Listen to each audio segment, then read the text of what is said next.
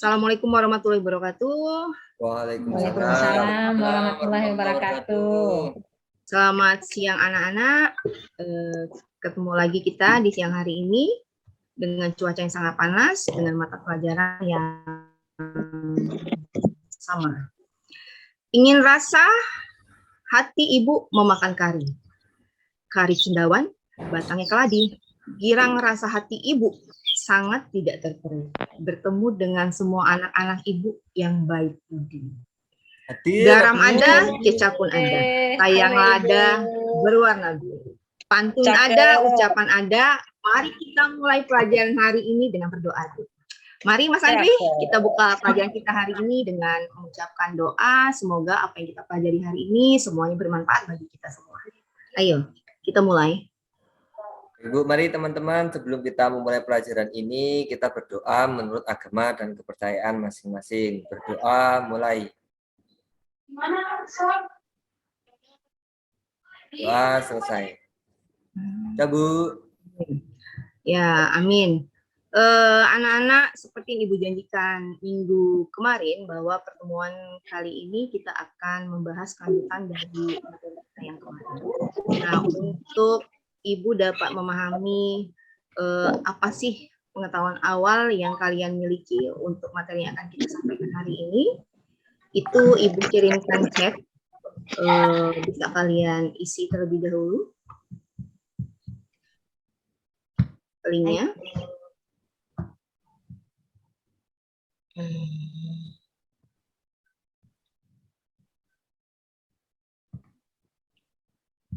Oke.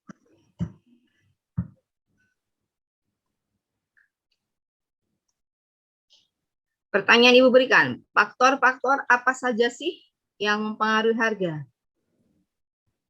Bisa dikirim ulang nggak, Bu? Kenapa? Belum masuk ya? Ya. Oke, bentar ya. Ibu kirim ulang.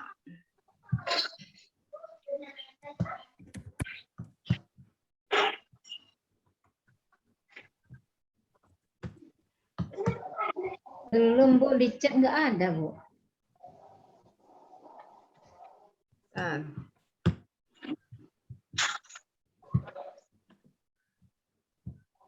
Ya, itu mengalami kesulitan untuk menginikan. Ya. Ibu coba kembali.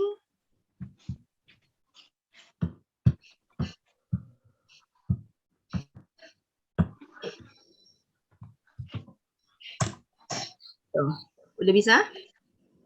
Oke. Ya, Bu. Oke, Bu. Ini harus 6 jawaban, Bu, ya? Diisi semua. Enggak perlu anak.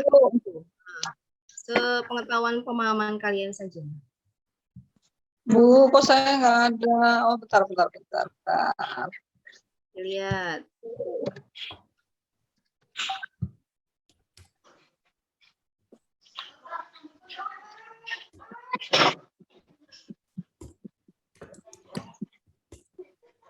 Sudah, Bu. Sudah. Sudah, Bu. Bu.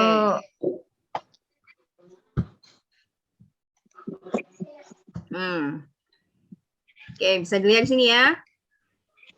Jadi faktor-faktor apa saja Ki yang mempengaruhi harga? Di sini ada stok, kemudian ada kesediaan barang, kemudian juga barang, ada permintaan, ada penawaran, popularitas barang, kualitas stok, dan cuaca. Nah, yang akan kita bahas kali ini adalah beberapa faktor yang sudah kalian sebutkan ini, yaitu permintaan dan penawaran.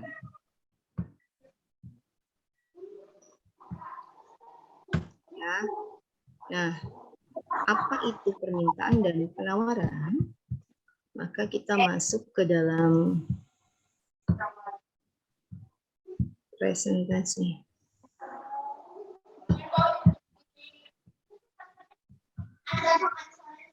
Bentar, Ibu nge-share materi.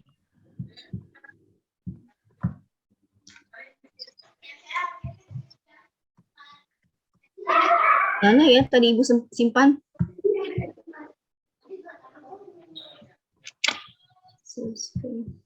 Ini, Bu. Eh, Tadi malam saya sudah baca Bu. Coba saya yang share screen juga. boleh.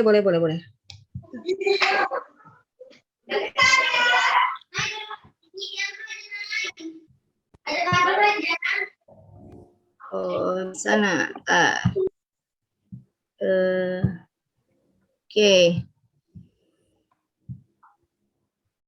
Oke ya, bisa lihat di sini. Foto siapa, Bu? Itu foto Ibu waktu muda, Nak. Jadi Oh, Nanti kalian Bu. fokus ke judulnya permintaan penawaran, jangan fokus ke foto Ibu yang memang cantik karena memang Ibu akui Ibu cantik. Jadi oke. Ya, siap. Iya. Jadi gagal fokus, Bu. Iya, jangan gagal fokus ya, apalagi Andri sama Nanda, jangan gagal fokus. Belajar yang baik Iya, dulu. Bu. Itu Andri nengok foto aja. emang menel Bu di orang tua itu Bu. Iya, nakal memang. Astaga. Jadi selanjutnya, jadi apa sih yang Ibu harapkan setelah kalian mempelajari permintaan dan penawaran? Maka kita lanjut ke tujuan dari pembelajaran kita kali ini. Nah, di sini bisa kalian lihat kompetensi dasar apa yang akan kita pelajari. Kemudian indikatornya dan tujuan dari pembelajaran kita. Ya. Jadi setelah mempelajari pelajaran ini, Ibu mengharapkan kalian semua dapat memahami, kemudian dan dapat menganalisis semua tentang permintaan dan penawaran. Selanjutnya, Ibu akan memberikan kalian sebuah gambar. Nah, perhatikan dan amatilah gambar di atas. Kelihatan nggak anak gambarnya? Pasar itu. Pasar ya, Iya. Bu ya. Bu, di pasar. Pertanyaan pertama, di manakah biasanya kalian melihat pemandangan seperti gambar di atas? Yaitu di Pasar, Bu. Nah, Pasar. Kemudian pertanyaan selanjutnya, apa nama dari kegiatan yang dilakukan oleh orang-orang tersebut? Jual beli. Beli, Bu. Benar. Bu. Ada yang Pintar jual, ada sekali. yang beli. Ada yang jual dan ada yang beli. Dari gambar ini kira-kira ada di sini ada ibu-ibu dan ada bapak-bapak. Yang manakah yang penjual dan mana yang pembeli? Yang Bapak-bapak yang penjual. Yang Yang beli beli. dia, yang ibu-ibu ini adalah sebagai Pembeli. Nah, jadi yang bapak-bapak ini adalah penjual dan yang ibu ini adalah pembelinya. Nah, sebagai penjual, maka bapak ini melakukan yang namanya proses kegiatan penawaran. Dan ibu ini sebagai pembeli, maka melakukan proses kegiatan yang namanya permintaan. Jadi, sebelum kita lanjut ke slide berikutnya yang ingin Ibu tanyakan. Jadi kira-kira apa sih yang dimaksud dengan penawaran? Ayo, siapa yang bisa? Bu. Ya, ayo, Mas Nanda. Penawaran itu kegiatan mempromosikan penawaran ya Bu ya? Iya, Mempromosikan penawaran. atau berdiskusi tentang suatu hal terutama di pasar itu.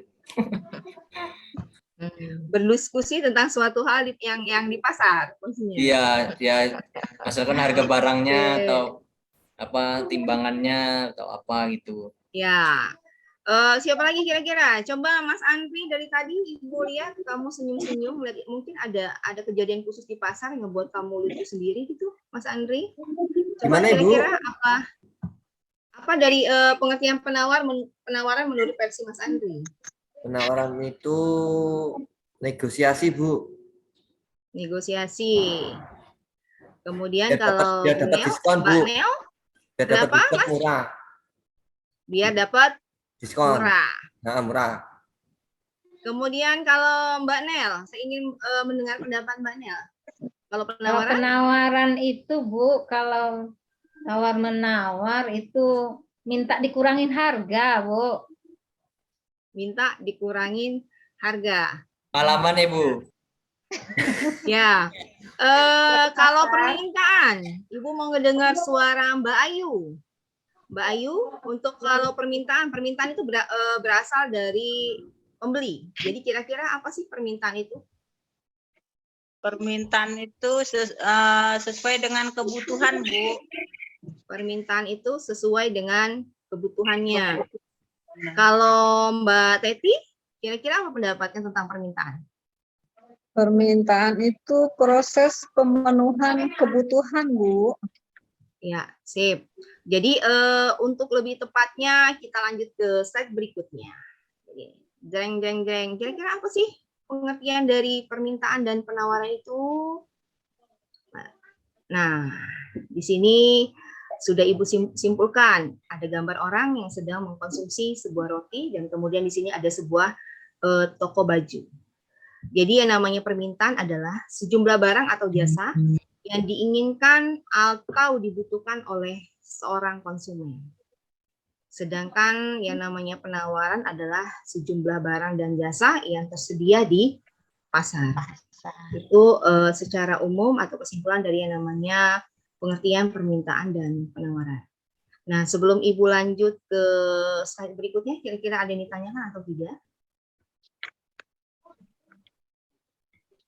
Ya, Bu. Kalau belum ada, kita lanjut. Next. Nah, di sini kita akan nonton sedikit video. Ibu akan ngebahas tentang tadi.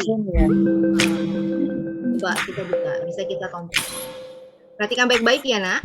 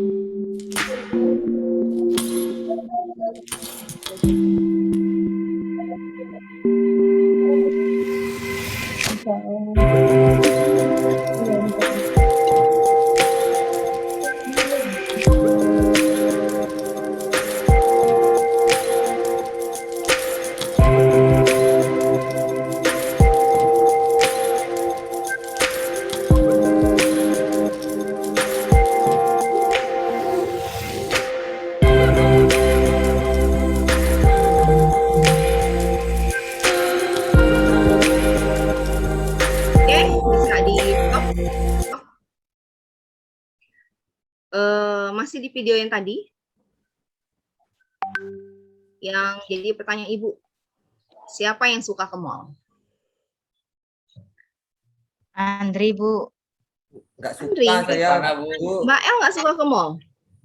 Elpana, Bu. Kadang nggak seberapa Kayaknya suka. Mbak Bu. El, karena Ibu kemarin Ibu lihat Mbak El sedang nongkrong di mall. Tuh ketahuan nongkrong di mall kan. Nah, iya. Kemudian Saya kira-kira tapi jauh.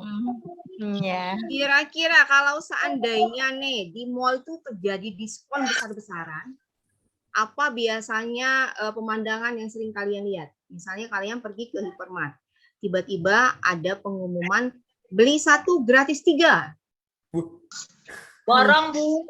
Ramai, Langsung Bu. borong, Bu.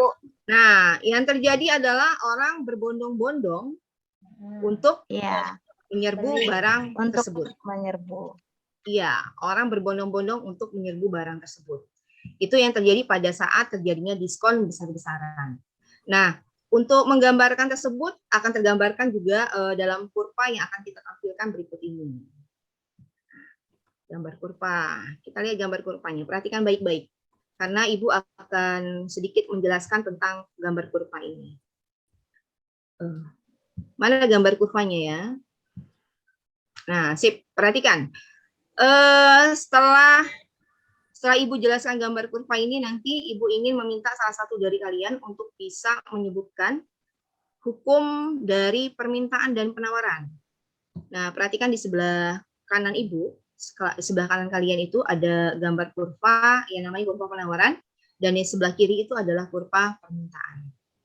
Di kurva penawaran itu ada garis vertikal ke atas, yang P ini artinya price atau harga. Kemudian yang horizontal ini adalah garis permintaannya, maaf, penawarannya atau Q, kuantitas barangnya. Ya. Di tengah-tengah sini ada P0. P0 ini adalah harga mula-mula dan P1 dan P2 adalah harga setelah perubahan. Sama seperti dengan jumlah barang, di Q0 ini adalah jumlah penawaran mula-mula dan Q1 dan Q2 ini adalah penawaran setelah terjadinya perubahan harga. Jadi perhatikan yang pertama, pada saat harga normal dengan jumlah penawaran normal di tengah di E0 itu, pada saat terjadi harga naik di P1 ke atas, maka jumlah penawaran yang dilakukan oleh produsen pun akan semakin naik. Jadi pada saat harga naik, maka jumlah penawarannya akan naik. Kemudian tiba-tiba harga turun di P2 ke bawah. Maka jumlah barang yang ditawarkan oleh produsen pun menurun. Kemudian kita lihat dari kurva yang kedua, yaitu kurva permintaannya. Di sini sama, di atas ini vertikalnya itu adalah harga atau price, dan Q-nya itu adalah kuantitas. Ya, bisa kita lihat di sini permintaan awalnya, P0-nya itu ada di tengah ini. Kemudian pada saat harga turun, ada di Q1, maka jumlah permintaannya naik di P1.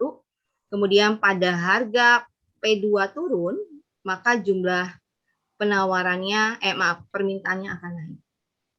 Jadi dia berbanding terbalik. Ini kenapa terjadi? Karena memang sifat seorang penjual atau produsen itu adalah ingin mencari keuntungan yang sebesar-besarnya, sedangkan kita sebagai konsumen ingin mendapatkan harga yang semurah-murahnya. Nah, dari dua gambar tadi, video dan kurva penawaran dan permintaan dijelaskan. Kira-kira siapa sih yang bisa menyimpulkan apa bunyi dari hukum permintaan? Ayo, siapa yang berani? Kalau ada, nilai akan Ibu tambah 2. Nel, Bu. Ayo, Mas Andri. Coba, Bu, ya. Saya, Bu. Coba, Ya. Bu, buat satu ini, Bu, ya. Oke, yang hukum penawaran. Hukum penawaran. Jika permintaan naik, maka penawaran. Nah, gimana tuh, Bu? Ayo, fokus. Bisa sambil memperhatikan kurva ini tadi.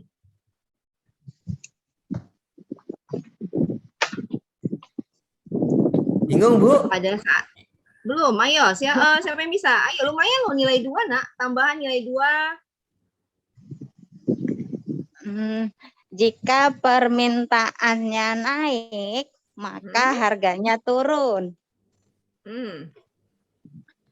Nah, kalau penawaran, kalau harga barangnya bertambah, maka harganya tetap seiring kayaknya. Satu garis lurus dengan permintaan barangnya. Mungkin gitu ya, Bu, ya? Itu permintaan barangnya. Untuk lebih tepatnya kita lihat di slide berikutnya. Yo. Berarti kalian tadi nggak konsen pada saat Ibu menjelaskan. Slide berikutnya. Nah, jadi kalau hukum permintaan ini dia berbanding terbalik. Kenapa Ibu katakan berbanding terbalik? Karena permintaan tadi berasal dari konsumen, maka konsumen itu menginginkan harga yang semurah-murahnya. Sehingga semakin tinggi tingkat harga suatu barang, maka permintaan akan barang tersebut akan menurun. Tapi kebalikannya, pada saat tingkat harga tersebut turun, maka permintaan akan semakin naik. Nah, jadi kalau yang dihukum penawaran, dia berbanding lurus. Karena berasal dari seorang penjual. Penjual itu tujuannya ingin mencari keuntungan yang sebesar-besarnya. Sehingga pada tingkat harga suatu barang itu naik, maka barang yang dijualnya pun akan berlomba-lomba dinaikkan. Tapi pada saat harga turun, itu mereka berusaha untuk penawaran diturunkan. Sehingga terjadilah banyak yang namanya biasanya di, anak-anak. Kalau seandainya ada barang banyak, kalau seandainya sewaktu-waktu nanti barang itu akan mahal, maka barang itu akan disumputkan. Apa namanya disumputkan itu? Timbun, Bu. Ditimbun. Ya, pintar. Ditimbun. Dengan tujuan bahwa pada saat harga itu naik, Ini ya, maka Bu, barang tersebut dipendem ya? akan Timbun. Iya, ditimbun namanya. Nah, selanjutnya sebelum kita akhiri, jadi sampai di sini pertemuannya, kemudian materinya kita udah selesai, tujuan pembelajaran yang diharapkan pun sudah sampai akhir. Sebelum kita selesaikan, kira-kira ada yang ingin ditanyakan atau tidak? Nah, kalau tidak ada, Menimbun itu boleh nggak Ibu? kenapa? Kenapa Mas Kalau Nanda? menimbun itu hukumnya haram nggak Bu? Boleh nggak Bu menimbun Hukumnya itu Bu? haram atau tidak? Sebagian ulama mengatakan itu adalah haram. Kenapa? Karena Nggak dia boleh berarti ya memberikan Bu? halayak ramai. Ya, karena kenapa? Karena dia memberikan halayak ramai. Gitu. Banyak orang yang berbondong-bondong membutuhkan, tapi ternyata timbun. Sama seperti halnya contohnya masker pada saat menjadi awal pandemi. Kalian pernah mendengarkan masker aja sejenis masker mereka timbun dengan tujuan apa? Pada saat pandemi terjadi, masker itu akan dikeluarkan dengan harga yang sangat tinggi. Itulah mengapa dikatakan haram. Ya. Nah, kalau memang tidak ada pertanyaan, maka Ibu akan memberikan tugas. Tugasnya seperti ini. Nah, tugas mandiri. Ibu mengharapkan kalian masuk ke dalam Google Classroom.